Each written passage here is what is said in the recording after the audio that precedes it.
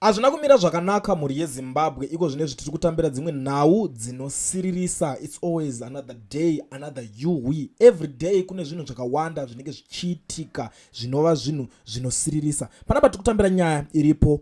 Opposition MP dies in motor vehicle. Ishoko rakutobuda izvi so anonzi Desire Moyo, member of parliament, arikunzi atotisiya weKulumani constituency. Nyaya iyoyi yandirwadza, yandishamisa, nemazira ndinoita zvinhu izvi zvichiitika. Unoziva kuti pane vanhu vazhinji, vamwe vakarikolewa, vamwe vakafa, vamwe vaitoofwa mari before vasati vatopinda kunocontesta kwacho. Vaitonzi imi michienda munoita se munoramba kuti hatichade kuti tikonteste kwacho, kuitira kuti mupave away kana kuti muvhurire nzira kune ma-MP eZANU-PF. So zvinhu izvozvo zvaiitika, vazhinji vakaita nharo, vakaenda vakapinda, vakakunda, vakawina, vamwe vakadyiwawo, vamwe vakarigwawo, zvakawanda zvaingoitika pane ma-members of parliament. But after that vamwe vakazoita zvekurikolewa, asi pakurikolewa pacho havasi vese vairikolewa. Usati warikolewa hanzi waienda wonokumbira, wonotora maconditions ari ikoko kuti uri kubvumirana nazvo here, hausi kuzooma musoro here after. Ende vanhu vacho vari kunzi vaita izvozvo zvokuti waienda uchinobvumirana nazvo kana kuti uchinokumbirana navo, ari kunzi ndana Chaton Wende, ndo vanzi vaiseta maconditions. Proof ndinayo, handitaure zvinhu zvisina umbowo. Endai mukatarisa pana pa Kulin TV munoona interview yokutanga ndakati one on one with Honorable Chagwiza, ndo vabudisa zvese vanova member of parliament wo vakanga vatorimo kubva kumashure, vakazorikolewawo, vataura zvese mapindura vakaita politics, everything, kuzowina kwavakaita, kuzorikolewa kwavakaita, ndo vatotsanangura nyaya iyo yekuti aiwa waitoenda wonokumbira maconditions, wonowirirana nawo ma-terms and conditions, kana ukasawirirana nazvo zvinobva zvatodhakwa zvakadaro. Ndosaka makaona vanhu vakaita sana Amos Chibaya havana kutombopuwa nguva yekubatanidza kana kupuwa nguva yekuti vachada unorizina, nekuti pari kunzi vakomana ana Wende ndo vaitonongedzera kuti tikubvisa uyu nauyu nauyu nauyu.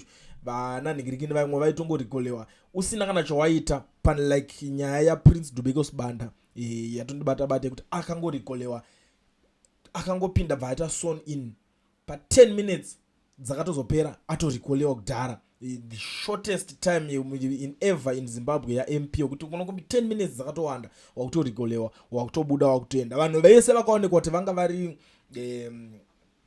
associated naChamisa zvekudaro, kana kuti inga iri team yaChamisa. Ndotozikana kuti ava vatangike, ava avadzoreke, vese vakanhingirikana, vakaramba chidhiri, kana kuti havana kutopuwa mune mukana wacho futi. Now ndo pataakusvika iko zvinezvi pekuti vazhinji vaakupera, kwakungonzwa kuti accident riko, kana kuti vamwe kunonzi iCovid here, ichii here, because vanhu ava vari kuda maseats acho ese. These people vari kufunga kuti vakangwara, so-called opposition, vekuti vanofunga kuti vakaseta maconditions chinchi. Hapana poungatamba nevarume vaya ukaramba uripo, hapana poungasaina dhiri rakaomarara nevarume vaya ukaramba uchizoexista. Obvious vanozokudzokera kuitira kuti information yacho ibva yangoparara, dhiri racho rakasainiranwa pasi robva ratoparara, wobva watotsakatika. Saka iko zvinezvi vari kuteerwa 1-1. So this is the report. Mamiriro ayo zvakaita. It is with deep sadness that we report the tragic death of Honorable Desire Moyo, the member of parliament for Kulumani constituency, who died in a car accident early this morning. The fatal incident occurred just before Shangani when the vehicle carrying several opposition lawmakers, Honorable Madala Boy Ndebele, Senator Rita Ndlovu, Honorable Setulo Ndebele, Libion Sibanda, and Honorable Desire Moyo, collided with an elephant. Sadly, Honorable Moyo was pronounced dead at the scene, while the other parliamentarians were rushed to hospital for urgent medical treatment. Authorities are still investigating the accident, and more details will be shared as information becomes available. Ndo nyaya iripo, vari kunzi vadhumana nenzou. Ainini nyaya dzacho ndozinzwisisa. I know zvekutodaro mamwe manhingirikini, you know the funny thing, vamwe nevanhu vakawanda vari kubva kuparliament vatotakurana vakatowanda kudaro. Hapana pekuti mhuri yeZimbabwe mimi hamusi vanhu vakapusa, munotozviziva kuti apa paseteranwa apa ndo kamuseterwa kunzimba. Mota yacho kureva kuti vese vanga vari imomo vanga vachitodiwa kuti zvobva zvangovharana zvazvangodzimwa zvikanyatsoongorwa mushe mushe.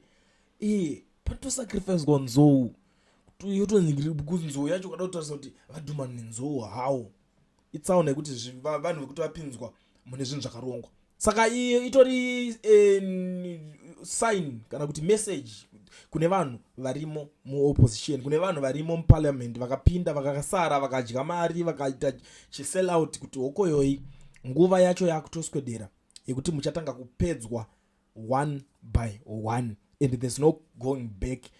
Inini manzwira andatozviita pari kutonzi zvoni kumashure kunitone mamwe maofa aitouya futi kunana chabango chinzi ndoda kuti undirekolerewo munhu uyo kuti ndikwanise kunge ndichipinda with people the likes of ana munyaradzi kufa kutizwi from mabvuku.